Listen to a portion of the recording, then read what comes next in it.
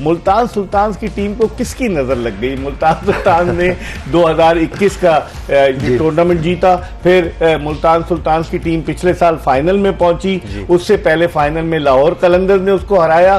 क्या मुल्तान सुल्तान में कॉम्बिनेशन क्या सही नहीं बन रहा? आप क्या समझते हैं उनकी खराब कारकर्दगी की वजह? उनकी कॉम्बिनेशन में कुछ प्रॉब्लम्स हैं और आज तो थोड़ा कंफ्यूज भी लगे। अगर हमने देखें टेक्निकली तौर पे वो कंफ्यूज लगे हैं वो सारे, क्योंकि बॉल किसको करना है, किसको किस वक्त बॉलिंग करनी चाहिए। फिर बहुत सारी जैसे उनकी फील्डिंग ने उनको लेट डाउन किया, कैचेस ऐसे ऐसे टाइम पे ड्रॉप हुए और उसके बाद बैटर्स ने उसको कैच किया। अगर मैं जाऊँ, मैं थोड़ी सी डिटेल रखी हुई है, जो 5.1 ओवर में शाई होप्स ने एक कैच छोड़ा कि वो नो बॉल हो गई थी और हारिस उस वक्त अराउंड कुछ खेल रहे थे 23 पे, नो बॉल हो गया। लेकिन ये कि और बॉलर थे जी उस वक्त आकिब जावेद। उसके बाद अगर मैं उनकी 3 ओवर में 52 रन दिए हैं। उसके बाद दोबारा उनकी बॉल पे एक 8.4 ओवर पे फिर एक कैच ड्रॉप हुआ और कॉलिन कॉडमोर खेले थे 38 रन पे और वही बॉलर थे उस्मान खान से एक कैच ड्रॉप हुआ। उसके बाद और वही वाली बात है कि 3 ओवर में उन्होंने को 50+ रन दिए हैं। उसके बाद अगर मैं थोड़ा आगे जाऊं तो फिर 16.4 ओवर पे फिर एक बड़ा क्रूशल कैच ड्रॉप हुआ जो कि माइकल ब्रेसवेल से हुआ। हालांकि बड़े अच्छे फील्डर है वो। और उस वक्त अब्दुल समद खेल रहे थे 13 रन पे। अगर मैं उनकी ग्रैंड टोटल की उनकी मैं बात करूं तो उन्होंने कुछ रन्स किए हुए 40 रन 14 बॉल पे और उबैद को जो है उबैद शाह को रन्स हुए 4 ओवर में 40। एंड द एंड में तो हम ये देख रहे होते हैं कि उबैद को भी रन्स हो गए, आकिब जावेद को भी रन्स हो गए, लेकिन वजह फिर आज बाजू का था हमें नजर नहीं आ रही। तो ये वो जो कहते हैं ना कि ये रीजंस हैं जिसको आपने एड्रेस करना है।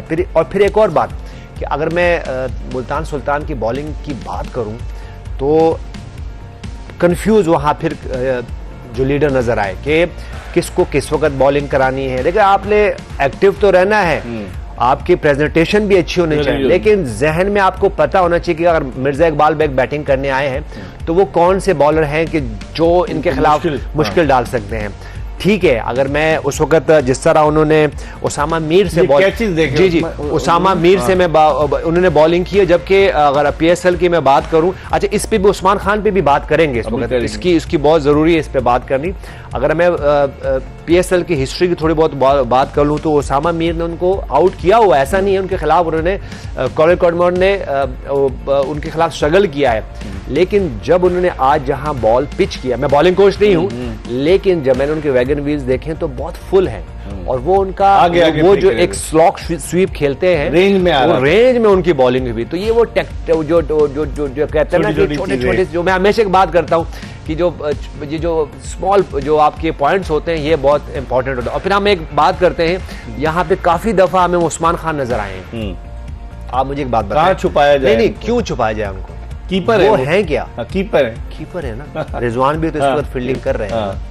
तो जब आपको पता है कि एक प्लेयर जो है वैसे ही स्ट्रगल कर रहा है, उसको अपनी, हम बार बार उनकी बात करेंगे, वो अपनी पोजीशन पे भी नहीं खेलता, वो आके नंबर 3 नंबर 4 खेल रहे होते हैं और फिर आप वो उसकी फील्डिंग की वजह से उस पर और प्रेशर आता है और फिर वो लकी रहा कि आज फिर रन करके बैठे हुए।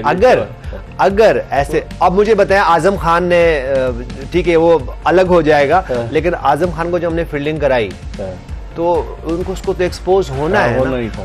और फिर क्या होता है, उसकी जो अपनी स्किल्स है उस पे भी इफेक्ट होता है। तो मेरे ख्याल से ये वो की पॉइंट्स हैं जो कि एड्रेस होने वाले हैं। मैं रोजाना ये कहता हूँ ये एड्रेस होने वाले। आई होप के जल्दी से एड्रेस कर ले, नहीं ये ना हो मुल्तान सुल्तान जो प्ले ऑफ में भी नजर ठीक है। खुर्रम, बड़ी टेक्निकल बात की यूनुस ने कि तीसरा मैच आ रही है मुल्तान सुल्तान, और वजह क्या है? ना रिजवान ओपनिंग छोड़ते, ना बाबर आजम की 3 इनिंग्स में 3 रन है टोटल, और आज 5 रन पर उनकी टीम के 2 खिलाड़ी आउट हो चुके थे, साइम अयूब जबरदस्त बैट्समैन और बाबर आजम, और उसके बावजूद 227 रन कर गए 7 विकेटों पर।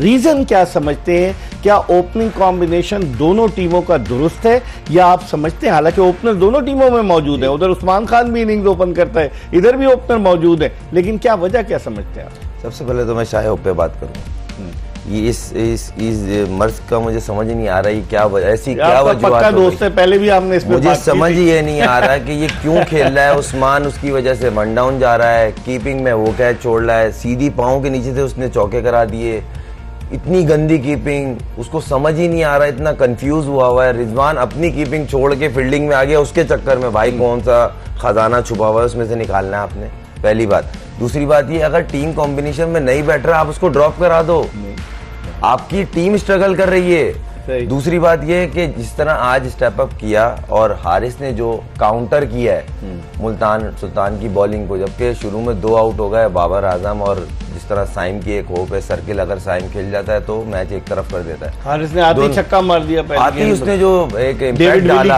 आती इम्पैक्ट डाला, उसके बाद सडन बैकफुट पे हुए वो लोग और एक पैनिक बटन दबाए और फिर कैचेस गिरना शुरू हो गए। तो फिर वो बोलते हैं डिलेरो का समझते हैं कैच ड्रॉप होने की। लेकिन ये तो लैक ऑफ प्रैक्टिस होती है, ये फील्डिंग में तो कोई है ही नहीं ना। लाइट्स का हमें डिस्कस करना चाहिए वैसे, है ना। आप आंसर, सॉरी मैं बीच में आपको इंटरप्ट कर, लाइट्स का भी तो असर होता है। नहीं नहीं इकबाल भी इनको पूरा करने ने, फिर इस पे आपने हमसे सवाल जरूर करना है, क्योंकि हम स्लिप में इधर उधर फील्डिंग करते हैं। सबसे ज्यादा कैचेस यूनुस खान के हैं, डिबेट करते हैं, बात करेंगे। नहीं ये तो नाइट प्रैक्टिस, देखें अक्सरियत में जो कैचेस गिरे हैं ना वो नाइट मैचेस में गिरे, और बाउंड्री पे जो गए, ये तेज वाला तो चले ही अभी एक आध मैच में गया है, बाकी हाई कैच जितने ड्रॉप हुए हैं और किसी को जज नहीं हुआ, वो हमारे लोकल प्लेयर्स हों या तो ये लोग तो नाइट में अंडर लाइट्स प्रैक्टिस करते हैं ना, वहाँ कैचिंग की प्रैक्टिस नहीं करते। टूर्नामेंट स्टार्ट हुआ, इनको प्रैक्टिस कम मिलती है, मगर एज ए प्रोफेशनल ये रीजन नहीं है, और ये लेम स्किल। लेकिन ये धड़ाधड़ जो कैचेस, यही बोला, और एक टीम से नहीं है, दोनों तरफ से गिर रहे हैं, वो दूसरी टीम से भी गिरे हैं। मगर वही वाली बात है कि आपकी ये चीज मुस्तकिल हो रही है। 3 मैचों में आपके अगर टोटल करें 10 से ऊपर कैच गिर गए तो टीम तो हारेगी ना। फिर बैटिंग बॉलिंग में आप स्ट्रगल करें, सिवाय पहले मैच के जिस तरह का आपने बैटिंग पावर हाउस किया और इतने पहाड़ जैसे रन किया और वो चेस हो गए, वहां से आप एकदम झाग की तरह बैठ गए के खिलाफ। जी तो कहने का मकसद सिर्फ इतना सा है कि उम्मीद है कि मुल्तान सुल्तान के पास अभी काफी टाइम है, मैचेस हैं, मगर अपनी मिस्टेक्स को रिकवर करें। ठीक है, उनको आइडेंटिफाई करें, बैटिंग ऑर्डर में चेंजिंग्स करें, इवन बॉलिंग में चेंजिंग्स करें। ठीक है, 101 पे 8 अब तो तकरीबन खत्म हो रहा है, 227 का। लेकिन जो आप फील्डिंग की बात कर रहे थे, मैं दोबारा उस तरफ आता हूँ। आप माशाल्लाह से पाकिस्तान के टॉप के फील्डर है, स्लिप में भी फील्डर, आपने ज्यादातर स्लिप में किया है? आउटफील्ड में, स्लिप में, हर जगह में, पॉइंट में। आपसे पहले जावेद मियादाद, आसिफ इकबाल, क्या टॉप के फील्डर होते हैं। रीजन क्या समझते हैं यूनुस? देखिए, एक तो चलो मैं समझता हूँ कि जैसे माइकल ब्रेसवेल से कैच ड्रॉप हो गया, और वो तो बहुत अच्छा फील्डर है। अब्दुल समद ने बड़ी जबरदस्त इनिंग उसके बाद खेली। उसके बाद अगर मैं एक और मैच की बात करूँ, फखर जमान का जेम्स विंस ने एक पहले ओवर में ही कैच छोड़ा और फखर जमान ने जबरदस्त इनिंग खेली।